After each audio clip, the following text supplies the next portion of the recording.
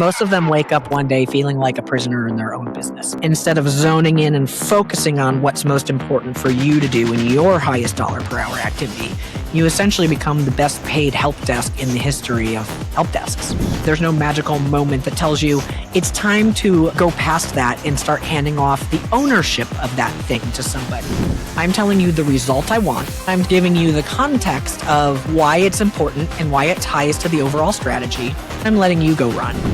Our identity of who we are behind the scenes there is just as important as who the people on the other side of it are becoming in the way we hand it off. This is the Relentless Pursuit of Winning podcast, where we are here to educate, equip, and inspire people to build extraordinary companies. We're so glad you're here. Don't forget to like, subscribe, and hit the bell so you can get updates every time we drop a new episode. Now let's get it started. Hey folks, welcome to another episode of the Relentless Pursuit of Winning podcast. My name is Rick Meekins. I'm going to be your host today. And in our studio, we have Liz Landry. How are you today, ma'am? I'm doing fantastic. How are you? I feel like I am fantastic as well. It's almost the end of the week and we are ready for the weekend. Folks, if you haven't done already, I would be grateful if you'd like, subscribe, and hit the bell so you can get updates every time we drop a new episode. And without further ado, let's get to it. So Liz, tell our audience, give us a little background on who you are, what you do, and why you do what you do. So the easy answer that nobody ever understands is I am an organizational leadership consultant. And people say like, what?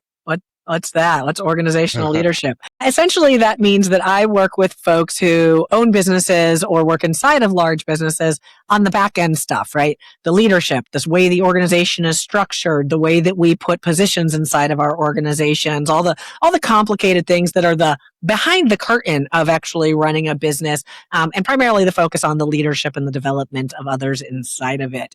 How did I end up in this wild, super sexy world of organizational leadership? Kind of the way most people end up where they are, because I really was terrible at it for quite some time. And I was so bad at it that it was either find a new career in somebody else's world or get my stuff together and figure it out. And so in order to get my stuff together and figure it out, I went through a lot of learning lessons. I always say that some of us learn from other people's mistakes and some of us are the other people. I was definitely the other person, the one who made the mistakes that hopefully others can learn from for a long time, and eventually found myself going, wait, I do have this. Like, I got this. I can do this now. Like, I know it now. Like, and I all of a sudden started seeing it in such a clear and understandable way that I started helping others through that. About, 17 years ago at this point, I started helping others on that after all of my trials and tribulations of my first several years of owning my own business.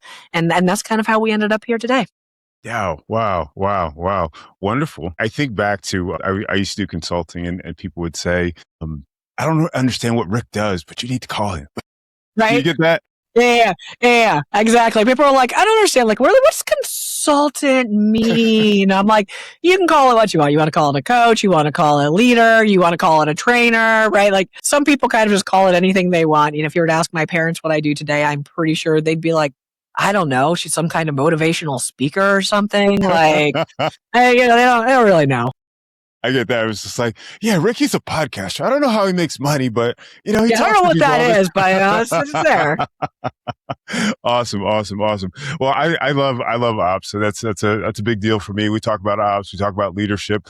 I want to know from you, what is the big idea? What's the big thing that you want people to walk away from, either working with you or just from listening or watching to this show? It's interesting. I work primarily with small business entrepreneurs, right? Small businesses are defined as anything under 500 employees. So like when I say small businesses, some of these small businesses can be quite large as well. And some of them are literally one person with a part-time support staff, right? And so we span the gauntlet there. And I've noticed one very, very, very, very common thread with all of those people. And it's that most of them wake up one day feeling like a prisoner in their own business. And this thing that they built, they created, they wake up feeling like a prisoner. And I did too, right? Like when I say some of us learn from other people's mistakes and some of us were the other people, like I made all the mistakes. I did all of them. And I woke up and I was like, I hate my own business. I hate this thing that I built. I hate this thing that fuels my life, right? And there are perks to it, but like I hated it. I was miserable, right? And I think so many small business owners and so many people that start a company and they take the thing that they're really good at and they decide they're going to build it into something bigger, wake up there And then they just kind of accept it, that this is just what it is. This is the price I pay to have this thing that I wanted at one time. And we kind of say like that's our penance, right? Like we wear it almost like a badge of honor that we suffered through that and did it. And it doesn't have to be that way. And I think that we can have freedom, not from our businesses or our jobs or our roles, but freedom within them. And it comes down to one very, very simple concept that is incredibly simple, but not quite as easy to execute, because there's a difference between how simple is the concept and actually putting it into practice in the real world, right? A whole nother ballgame. But it's the idea that handing off execution of things in our world, right? The actual doing and the execution of things is one thing. And then handing off the ownership of the outcome to that is something entirely different with people. And the reason most small business owners feel so stuck in their world is because they are doing the first. They have learned and they understand how to hand off the execution of something. But unfortunately, there's no magical moment that tells you it's time to go past that and start handing off the ownership of that thing to somebody. And here's exactly how you do it, right? Like that path has never really existed. We have these two things, but most small business owners don't know the bridge of actually how to cross that and get to that next part. So they live here and they scale. Give us an example of that. Give us an example of, going halfway in that conversation. Yeah. So let's look at an example of handing off the execution of something, right? And I'll use you as an example. Rick, I need you to run the pricing reports on product ABC for me. Great. Right. And everyone out there is like, okay, yeah, I asked my assistant to run the pricing reports. Got it. Or the sales reports or whatever it is. That's handing off the execution of something, because I said, Rick, I need you to do this. And I told you exactly the report I wanted you to run. Go run it. Get it to me. Handing off the ownership of something, and this is in a very simple context, right? Like, so just use this as the example is, Rick, we need to be making better pricing decisions on product X, Y, and Z. I need you to pull all the relevant data and sales trends that we can use to make that decision. I'd like you to run the analysis on it and have your recommendation to me by the end of the week. I'm not telling you the specific report to run. I'm telling you the result I want, which is I need to be able to make better pricing decisions, right, on our products. And then I'm giving you the context of why it's important and why it ties to the overall strategy. And then I'm letting you go run, right? And those are two incredibly different things, because after I have those conversations with you enough, eventually it's going to be, Rick, we need to be making better pricing decisions on these. Can you run the necessary information to make sure we're doing that? Right? And then it gets easier and easier and easier. But most of us were never taught how to actually convey the context that's in our brain, tie something to the ultimate vision, and to hand somebody truly the outcome of what it looks like when we win with that task, as opposed to the specifics of the task we want done. Those are two wildly different things, and they develop people in two wildly different ways. What the gut comes, the gut punch comes to me comes to when I hear that, it's like the first example, and I know you're using a very simple example, but the first person sounds like an executive assistant. You can just go into the system, just run the report. The second one sounds like someone that's more knowledgeable. They understand more the big picture, and so what it sounds like you're saying is just like, hey, we need just to move from A to B. But it sounds like there's a more complex process in that. Can you dive into it's right. So if we look at the first example, like you said, with an EA, right? This is the handing off of the execution of tasks. So if I hand off the execution of tasks, like let's imagine I'm me. I'm a party of one. And this is, my specialty is small business owners, but the reality is that in corporate infrastructures, it's the exact same thing, because it's just leadership at the end of the day, right? But when we look at it, I'm handing off the task to my executive assistant to run the report. Right? These are where our great taskmasters come in. And it's like they're really good at doing the tasks, but if I don't tell them what to do, things don't necessarily get done. Right? And this is where we get frustrated. It's like, why can't they do more? Why don't they see the forest and make the decisions on their own? And it's because we haven't developed them there.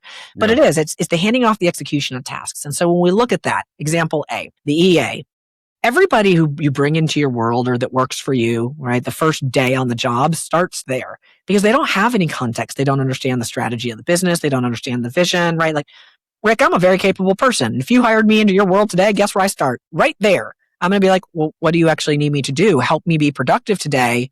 But like, you got to tell me what to do because I don't know anything about your world yet. I'm brand new. Right. I'm super capable, but I don't know anything. And so literally everybody starts right there, even the most talented people.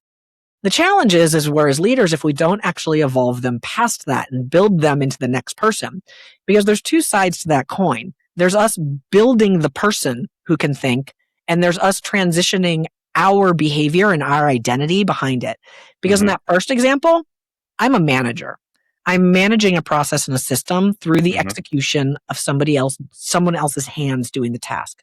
Right. Let's say that's a 10-hour task. I'm going to get 60% of my time back on that task, right? 60, 70. So if I hand off 10 hours a week worth of work, I'm going to get 6 or 7 hours back of time. I don't get the full 10 because I'm still spending about 3 hours telling them what to do, managing the outcomes, inspecting what I expect, making sure it's done right, correcting, nudging, course correcting, doing those things.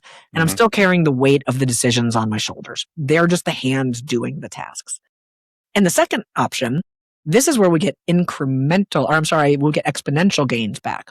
I hand off the outcome. I take about 30 seconds to say it, and I get 10 hours a week back. And that begins to compound. And the more that person is developed to think that way and to have ownership, that work compounds even more. And so instead of getting just 10 hours of productivity, I might be getting 12 to 15 hours of productivity out of that because the person has the context that's in my brain. And on that side, I'm a leader because I'm teaching other people how to think. Our identity of who we are behind the scenes there is just as important as who the people on the other side of it are becoming in the way we hand it off. And that's not a natural skill set that 99.9% of us have. Right? The day we end up in power over something, whether it's our own business or somebody else's, that doesn't just magically come with a job title, right? Like that's built in people over time. Yeah. I mean, that leadership transition, I mean, especially, going from, that 1 to 5 people to 15 people to 20, it's different roles, and I think it'd be really helpful to, if you can, to kind of outline what that mental shift looks like. Going from that individual contributor to running 5 people to run 15 people, et cetera, et cetera. There's a lot of really smart people who aren't successful in the world. Truly, a lot of really smart people who are not successful, who live small worlds, and they've had failed start after failed start after failed start, right? And there's a lot of really successful people who are of completely normal mind, body, spirit, intelligence because they're hard workers, right? Hard work in the beginning will always outpace intelligence, right? Like the ability to get it done, the ability to lift something off the ground to do it. Like hard work works when you're the only one or you have a very finite lane. And the challenge is that hard work stops working as soon as you bring other people into your world. You can't out-muscle leading people. And so it's interesting that, when we see successful people, the hard work gets something off the ground. It really does. No matter what your industry or what you do, hard work is the thing that got you there. It wasn't intelligence. Because if you're not willing to put in the hard work to go along with that intelligence, it's a dog-eat-dog world, right? Like, you're not going to win the game. So you got to put it in the beginning. The challenge is those people are so used to that being a tool that works so well for them. They can out-muscle it. They can out-hustle it. They can out-hour it, whatever it is, that they're willing to do the work. But that no longer is the only tool we need to do the job once we hire people. So let's imagine that we've got 3 people now, right? And we're still using the outdated operating system, as I would call it. It'd kind of be like today trying to use a iPhone from 2013 and run today's apps. Like, it's just going to seize up. It's not going to work well, right? It's an outdated operating system. It can't keep up with the tools. It doesn't have the tools it needs to run today's programs. That's kind of what using hard work to lead people is. It's an outdated operating system. And we can muscle it for a little while, really up to about 3 people. And the reason why is 3 full-time people is roughly going to take you 30 to 40 hours to lead and manage those people in a week if you're using the outdated operating system, right? If they're only operating at what I call task leverage, which is that execution of tasks, we're still managing all the thought processes, all the ideas. We're pulling the strings and puppeteering everything they do on a weekly basis. That takes a mental load. That's time. Imagine if you scale that now to 7 or 8 people. You're going to find yourself 60 hours a week down going, I don't even know what I did this week. All I did was answer questions and tell people what to do. I didn't actually get to do my job, right? And then imagine if you scale that to 15 people. Now you're just buried. Now you got the walls built around you. Your business might be productive, but you're just juggling 1,000 things instead of zoning in and focusing on what's most important for you to do in your highest dollar per hour activity.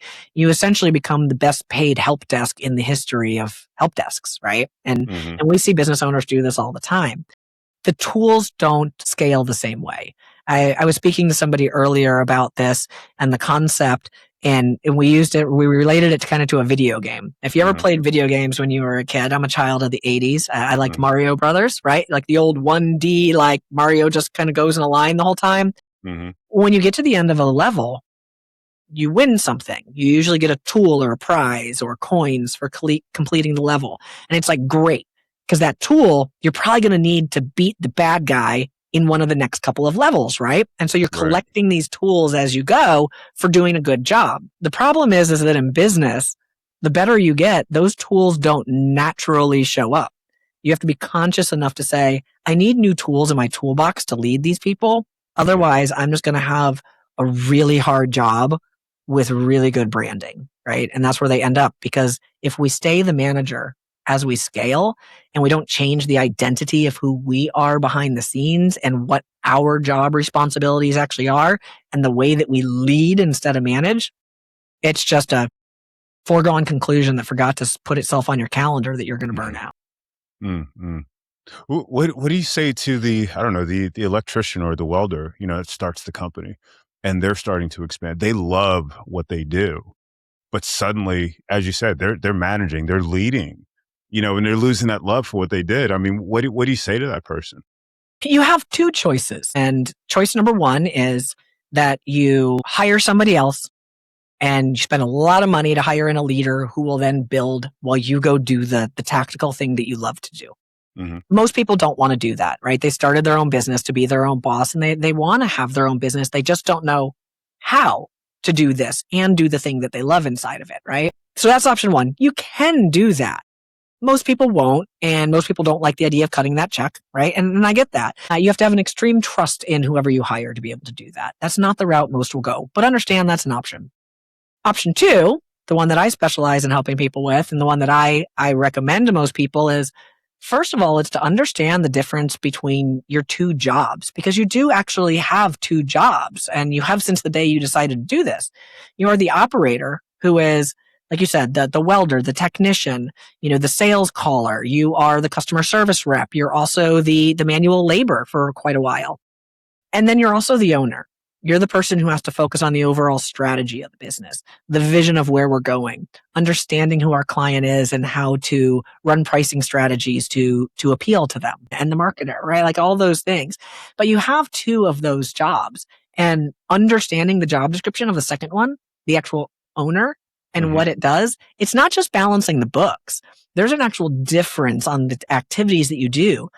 And they're quieter activities, so they don't push on you as urgent, right? And so they tend to get pushed to the evenings and the weekends, and then they get pushed aside. And so what happens when we do that, we keep using the same outdated tools because we're still working off the same outdated job description. And that's when those walls start to form.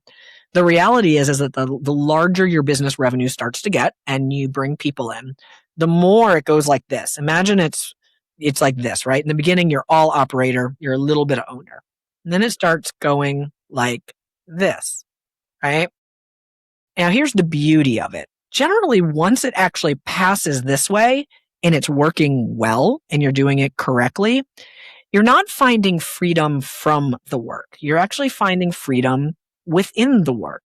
Because that's the point where you've now got capable people who can do and handle these things. And you get to choose to spend the time where you love in your business, and you get to hand off the things you don't love. You don't love bookkeeping? Great. You've probably earned the right at that point to hire out your bookkeeping, right? Like that's not something you manually have to keep, right? You don't love the marketing? Great. You've probably earned the right to do it. You love doing the welding because it's an art to you? Great. How much time do you want to spend doing the welding, and what are all the other parts aside it that you don't want to do anymore, right? But you've got a team that can handle it. so you can focus on the work that you love. The idea is not to escape the work. It's to do the work we love. And most small business owners aren't actually looking to escape the work. They just want to do the thing they love to do in their business. The challenge is they've still got to do this until they get to the point where they can do only that. Yeah. I was talking to a guy, it was a couple of weeks ago. He has it's an auto detailing business. I think it's like him and like his two sons or something like that. And I was talking to him. I was like, what's your exit plan? It was just a general question. He's like, man, you know what? I'm not going to hire anybody because no one can do the work the way that I want it done. What do you say to that person? I think he's about 40 years old, so he's maybe has like 10 or 15 years left to work. I mean, what do you say to him? That is like the entrepreneur mantra, right? Like we all say that no one will do it as good as me. Nobody will do it like me. And it's like, yeah, they'll actually probably do it better than you on some stuff, right? There are some things that people won't do as good as us, right? Like there's some things that you can't outsource early and that you shouldn't outsource early, or that, right? Like the idea of, it has to be me. But here's the thing. If we look at an auto detailing business, it's a great example. What are all the things that are associated with it, right? There's lead generating to actually find clients. There's marketing that goes into that. There's running the books. There's the supply orders, right? Like there's the customer service. There's the follow up, right? Like all of those things back end, like detailing the car is a very small portion of it. And if he loves detailing the car and he's like, no, I really like, that's the part I want to hold on to. And I am actually concerned nobody can do it to me like me yet. Great. You hold on to that, hire the people to do the other things, right? Start offloading those things. I think the second thing to look at there is nobody will do anything exactly the way that you do. But the reality is if we convey the context that's in our brain on why we do things, right? And how it attaches to the overall vision and what we want the desired outcome to look like and what the experience we are doing for the client is, then people get developed to not only do what we do at the level that we do it, they frequently can augment it and do it better if you made the right hire, right? Yeah. And I think we take that for granted. And the reason why is it's hard for us to slow down and to convey all that context. Look at the two examples I gave you. Rick, I need you to run the report on pricing for me. Pull this specific report. Boom, done. I'm on to the next thing. Versus the other one where I need to slow down and convey the context and explain to you how it attaches to the overall vision and why it's important and what I'm looking to accomplish with it, right? I've got to convey that out of my brain. And what's going to usually happen is, okay, well, what about this? Is this important to you? Right? They're going to ask questions. And as a driver and an entrepreneur, like you're used to moving fast and this requires you to slow, right? It requires you to slow down and convey that. And it will take more energy on the front end. But before long, it won't take any energy because you don't actually need to convey all that because now they've got ownership of it, right? A car detailer, it's the same thing. We'll convey and train to that point where one day we truly can just let go. We stay close enough to watch the work, but far enough away that they can learn and we can correct and coach on the back end. Mm-hmm. The hard thing, I think, as entrepreneurs, we come in, we're very disciplined. We're, about customer service. We're about, getting our product out, et cetera, et cetera. And there's not really, it's hard to have the conversation, where it's just like, hey, you know what? I'm really tired. I need a solution. It's like there's a level of accountability that's missing. There's a level of direction that's missing. There's a level of loneliness. Like even a spouse, that might be on the journey with us doesn't necessarily get, what we're experiencing. How do you advise? How do you work with folks? I mean, it's like you almost want to quit at some. Well, I think all of us have wanted to quit. Well, all of us have wanted to quit at some point. Yeah, all of us have wanted to quit at some point. We're like, this just isn't worth it. Right. So how do you advise people? How do you guide people from, that state where they're stuck to, hey, I've got a thriving business, to even, you've helped people, get to the point of exit. I mean, how do you talk to us about that? It's interesting when you look at that of the loneliness factor. And I think a lot of it actually stems from two primary points. Point number one is we don't actually define what freedom looks like to us. So we don't actually know what we're working towards, right? Our culture generally in the United States is geared towards retirement is the ultimate goal, right? Like that's the golden ticket. That's the thing we all kind of like, since we're little, it's retirement, retirement, retirement, retirement. And that's what I'm saying. Like when I talk about that, it's not freedom from the work, it's freedom in the work. Mm-hmm. We kind of just have this big idea of it's, well, when I retire, this is the end game. This is when the fun shows up. This is when the joy shows up. This is when the purpose shows up. And it's like, no, you've got to define what the freedom within the work looks like for us, first of all. Otherwise, you're just going to grind yourself down to nothing in the sake and in the name of this thing that may never happen, right? Like we're not guaranteed we're going to make it to that age. Like we don't know, right? And so if we just say, well, I'm paying the tax today to get the reward then, instead of getting some reward now and some fulfillment and freedom now, like that's a problem. And I think that's one of the things that stems from.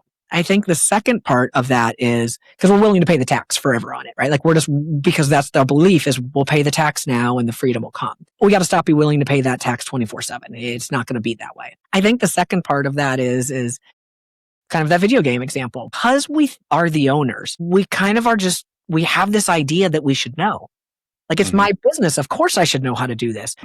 It's my business. I built it. Well, I have to handle it. And we almost look at seeking that camaraderie or talking about our faults or the places we're struggling as a weakness or shame that we don't know how. Like, how could you start a business and have 10 employees? And what do you mean you don't know how to keep a profit and loss statement? And what do you mean you don't actually have a thorough interview process, right? Like, because what we see is the outside of other people's worlds. We don't see behind the curtains. I see behind the curtains of a lot of businesses. And let me tell you, everybody goes through this. This is normal, but nobody's really wants to admit or talk about it. And because revenue's building and success is happening from the outside, right? The business is growing.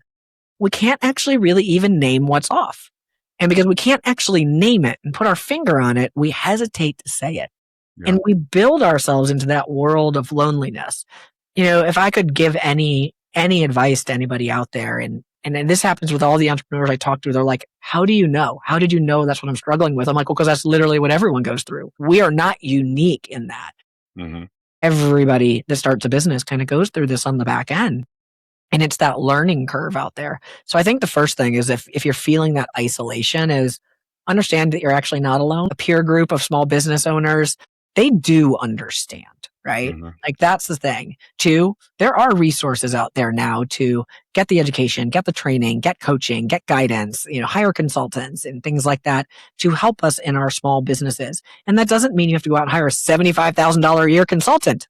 You might read a $25 book or listen to a free podcast or, get a training program that's $100 a month for 6 months, right? Like, it doesn't have to be this big thing like what we see on TV. There's resources out there, but the loneliness is challenging. And if you don't seek out those resources and the community of the other people who are like you, you'll keep building your walls higher because you feel like I should just know because it's mine, right? But that's not the reality of it. You're not born with this kind of skill set.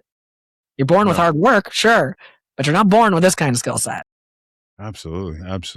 So we're out, we're able to go out, we're able to get resources, we're able to get people around us, kind of guide us through. I think one of the other challenges that we face as entrepreneurs, again, we're go time, it's the actual implementation, the integration of what we're learning.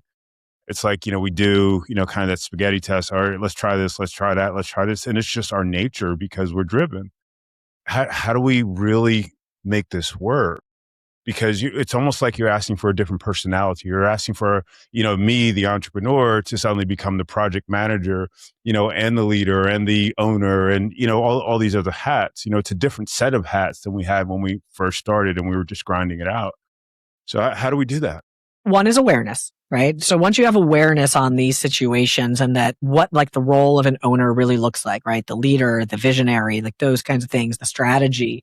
Once you have awareness on it, it becomes a conscious choice to not change and to not take action on that. And I say that like it's so easy to do, right? Like, oh, just do it. I understand it's not that easy. But what I have learned a long time ago is if it's not in your calendar, it doesn't exist. And I don't care if you use a paper calendar. I don't care if you use a Post-it as a calendar. I don't care if you use Google, your phone, ChatGPT, whatever. But if there's not something telling you the things that you need to be doing on a weekly basis to move your business forward, not just keep it afloat, right? Like not just bring in the revenue, but to actually move it forward and to do the things to grow it and to lead it and to hire and to understand the overall strategy and the vision, then you'll constantly be on that hamster wheel. In your early days, that's a smaller amount of time, right? It's the this again, right? We're going like this.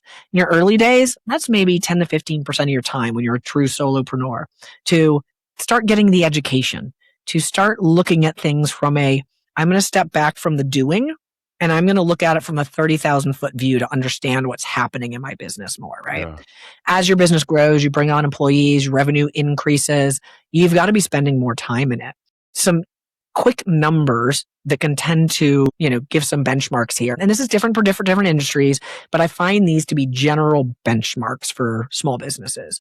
At about $500,000 in revenue, you should probably be spending about 20% of your week as the owner of the business, possibly 25%, right? And so if you look at that on a 40-hour work week, that's one full day, give or take. Right, as the owner, focusing on your personal development, focusing on the long-term vision, the strategy, the clarity of what's to come in the next 12 to 18 months, developing your people, right? Like that's one full day.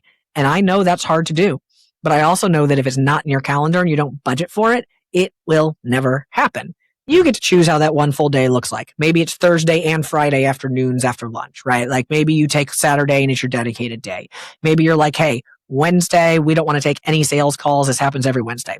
Doesn't matter as long as it's in there and it's a big chunk so that you can really sink into that activity. Once you reach about $1 million in revenue, you're really going to be inching towards that 40, 50 mark, which is when people start to really find it challenging, right? Because now you're dedicating half of your week because it feels almost unproductive because it's the behind the scenes quieter work. Once you reach about 2 million in revenue, it's about 75% of your week should be spent on those owner activities. Now, the beauty of that is if you've reached $2 million in revenue, and again, varies a little bit by industry, but these are just kind of guidelines. If you've reached $2 million in revenue, you've got a good support team behind you. You've got a sales department likely. You've got a full operational team, right? Like things are moving correctly in the right direction. And so that 25% that you have remaining is not being the help desk to anything. It's not doing the things you hate. At this point, you're spending 25% of your week doing the thing that you love to do, whatever that is for you, right? And then you've got your owner activities. And then as the business grows again, revenue surpasses by that, you might even start outsourcing some of that owner. You always hold the strategy, but you might start outsourcing some of that other leadership positions. So that comes off of your plate, right? And so you start honing in more. It's a transition and we have to respect the fact that the day we start a business, we have two roles. We are the operator and we are the owner. And if we don't respect the fact that we're the owner from the very beginning and give it the space it deserves, we'll constantly just be on the hamster wheel, no matter how much revenue you make. That does make sense. That hamster wheel is killer. It's easy to get stuck there because right, like hard work's always worked. Yeah, exactly. And it's like the mindset shift sometimes, the letting go, is sometimes difficult, because, it's like we're never in a situation, I shouldn't say never, but a lot of times we're in situations where we bring somebody in to do a particular job and we're expecting them to do that job and they're not necessarily capable, even though they look like it on paper. It's just like, and you got to pull it back. And then like you get like this kind of, this memory, each person you bring in is like, are they going to be able to do it? So you have like the hesitation and it's like, again, the candle burn. I call it the kid that touches the candle. Once bitten, right? Exactly. And again, you're lonely in this, you're the only person doing this. So it's just like, but yeah, totally. What was a great project you worked on where you brought someone from that, that hamster wheel, let's say, into a place where they were, they're kind of thriving. They're freedom. They have that freedom you were talking about. Yeah, I'll give you a great example. This is somebody that's been a longtime client of mine for about 8 years and is also a close friend at this point. We've worked together for so long. And, when we started working together, which was the late 2010s, so like 2018, 2019, I think, we started working together. She was making good money. She had a good job, right? She had a little bit of support.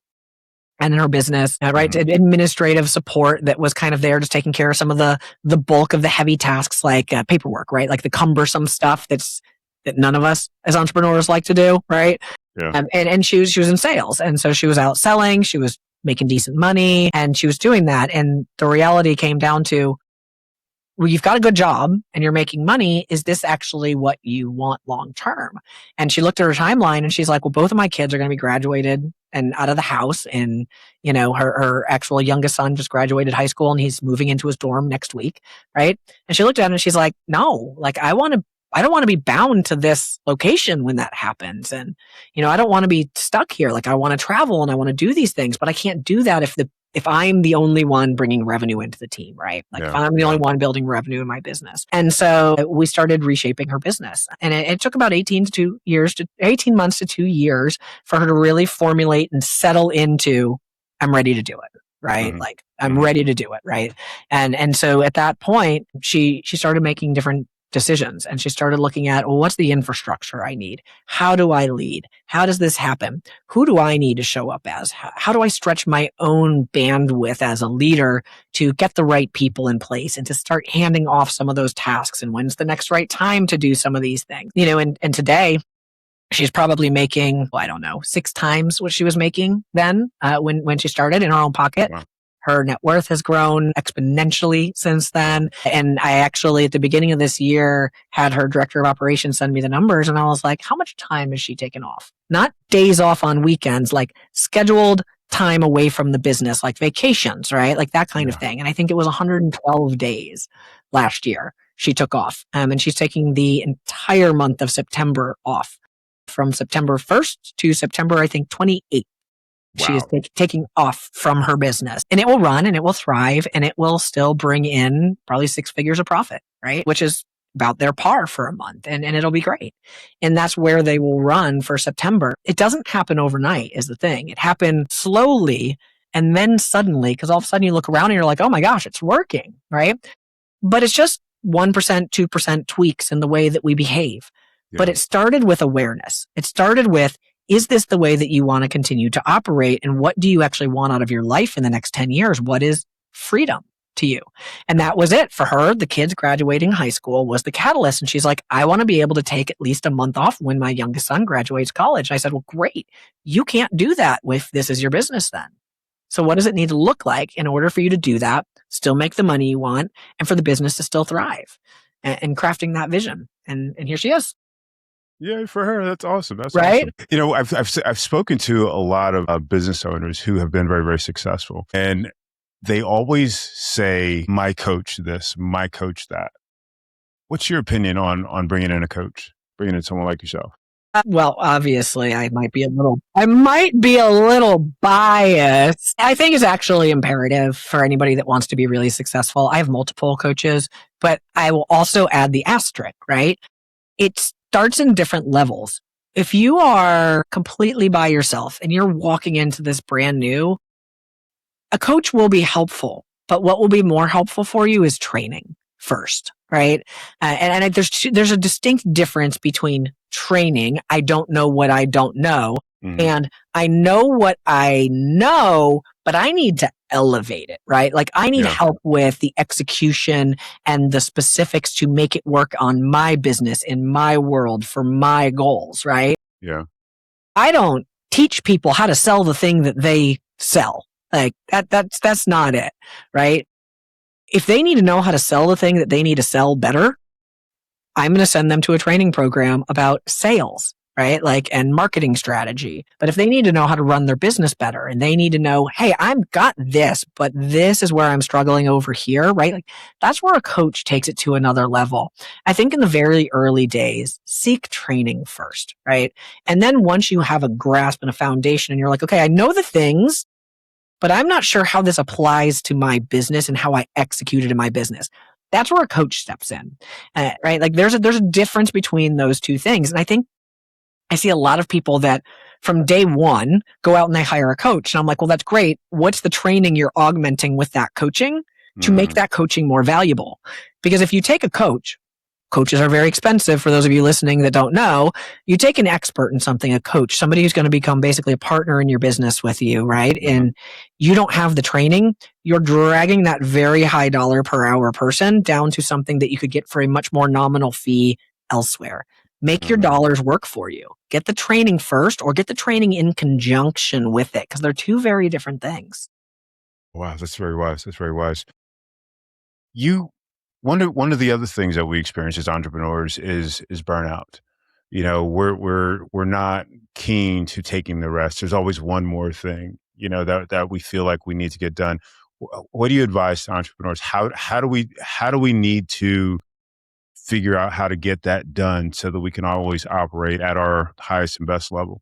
With entrepreneurs in particular, it's not so much that there's just one more thing that needs to get done and I have this conversation with my team all the time. They're like, well, you know, when we don't have anything on the to-do list, I'm like, do you actually think that's ever going to happen? Tell me more about that. Like, do you just say that for fun or do you believe that, right? There's never going to be a day where there's nothing that needs to be done in the business where we're all going to put our feet up and be like, there's absolutely nothing that needs to be done today. Sure, there might be things we can push off to next week and take a day off, but like, I don't know any business where there's a day that nothing needs to be done, right? And that's just the nature of it. Like, one, we have to understand that there is always things to do. But they're not all important.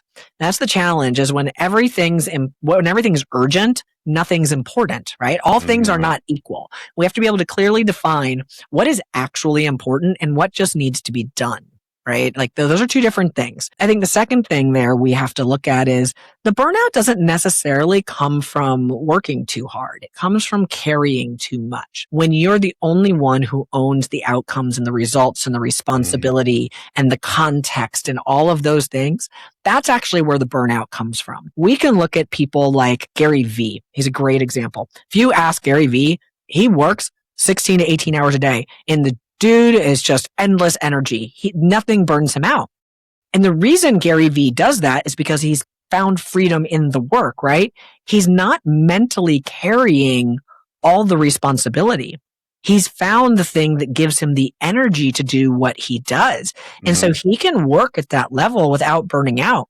And everybody's got that part of their business. You want to talk about business strategy with me? Like I can go on for hours. I'll be happy. I'll be energized at the end of the day. But if you want to talk sales tactics with me, I'm going to be like, oh gosh, the end of the day, like this was the hardest day ever, right? Like it wears in a different way because it's not the thing that I enjoy doing. And so when we start looking at that, it's not the weight of work that actually gets us. It's the weight of the responsibility for things that we shouldn't be doing, that we're still carrying, that actually ends up burning us out. Because those are the heavy mental things. It's all the context, the decisions, and everything that goes along with it. When you begin to transition those out of your world, right, the burnout stops. And for anyone that's a solopreneur listening on this, because I know we've got, solopreneurs are a very real, thing. The reality is I think we have a lot of people that stay solopreneurs longer than they need to when they could hire that first executive assistant or they could hire some contracted support to handle the bulky stuff like the emails and the invoices and all of that. I think we tend to hang on to that too long because we're scared to get burned by the candle and we don't know necessarily like what that next thing looks like. So we hold it, right? And burnout will come from that. Like that will burn you out, right? Because you're still holding all those other things and the mental decisions, not just the workload. It's not the workload that burns us. It's the weight of the mental carry of it. Wow. That is great. I've never had that conversation. I appreciate that. Let's talk about your book a little bit. You want to tell our audience about it? Yeah. So all these things that we've kind of talked about today, that transition of starting from solopreneur to truly building a business, right? None of it happens without the people. Now, the problem is that people are always the problem, but they are also always the solution. So to move past just doing everything literally ourselves, it involves other people. And what I've done is craft the very practical, because I don't like theoretical leadership books, like be a better leader. Go inspire your people, motivate more. And I'm like, well, what does that mean? How do I do that? Have better communication? Like, I don't understand. What is that? Right? I feel really good when I leave those seminars and I read those books, but I don't actually know what to do. And so I wrote a very practical leadership book that breaks down the transition of moving from the execution of tasks to handing off the outcomes to then truly having leaders that carry your vision and your strategy through your business. The very practical stuff, right? Like the how-tos. What does this actually look like in the real world while I'm holding my business up and building it at the same time kind of stuff. It's called From Operator to Owner. It actually starts shipping October 20th. Hardcover copies come out. You can find it Amazon, anywhere, whatnot. But when you buy a copy, pre-sale, we're actually giving the audio book out for free with the pre-sales. And the reason why is because we know small business owners need this help now. And I don't know if anyone's ever written a book or had a friend that's written a book behind the scenes, but like the book has been done since January, but it won't come to print until the end of October, right? And so that's 11 months that could have put a small business out of business. Mm-hmm. And when we looked at it, I was like, I got to get this in people's hands sooner. How do I do it? And that's why we decided to give out the early edition audio with any of the pre-sales. And so if anyone does buy a pre-sale copy, you can go from operator to ownerbook.com, put in your info for the pre-sale information, your order number, it'll instruct you, and you'll get the audiobook in your inbox in about an hour. I'm super excited. Super excited. Fantastic. And we will make sure we have this link on your show notes page. So anybody that goes there will be able to get access to that. Cool. One last question for you. So the name of the show is called The Relentless Pursuit of Winning podcast, obviously. Winning is something that most people can define pretty straightforward, but the hard part is maintaining that relentless pursuit. So what would you recommend to our audience to help them maintain that relentless pursuit? You know, people ask me, they're like, how do you give 100% every day, right? Like, that's kind of what you're looking at is what's the relentless pursuit of going after what you have on days where you're just like, I don't have any more to give. Now, we all live in the real world, right? We have families, we have problems, we get hurt, we get sick. The business knocks you on your butt some days, right? Like, there will be hits. Like, make no mistake, this world will knock you down one way or another.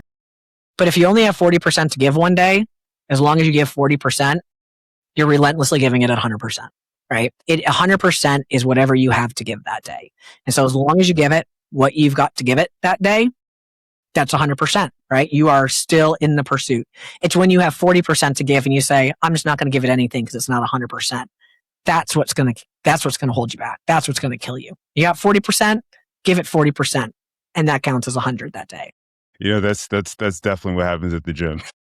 Yeah. Yeah, right? Like, some days you don't have your normal 100. You know, you didn't sleep well, you didn't eat well, you decided to have too many cocktails the night before with your friend that's in town. And it's like, if you just say, I'm tired, I'm not going to be able to lift at my PR today, like, and you just don't go, you're doing yourself more damage. Just go and put into it what you can put into it. Exactly. Excellent. If anyone who wants to get in touch with you, what's the best way to do that? Easiest way is actually my website. It is the FromOperatorToOwnerBook.com. You can also find me on all the socials like any good entrepreneur, the Liz Landry, Instagram, TikTok, Facebook. I'm pretty easy to find. So you can find me at any of those. Awesome. Liz, this has been a great conversation. Thank you so much for being on the show. Thank you for having me. Absolutely. And folks, thank you so much for watching or listening to another episode of the Relentless Pursuit of Winning podcast. We'll catch you next time.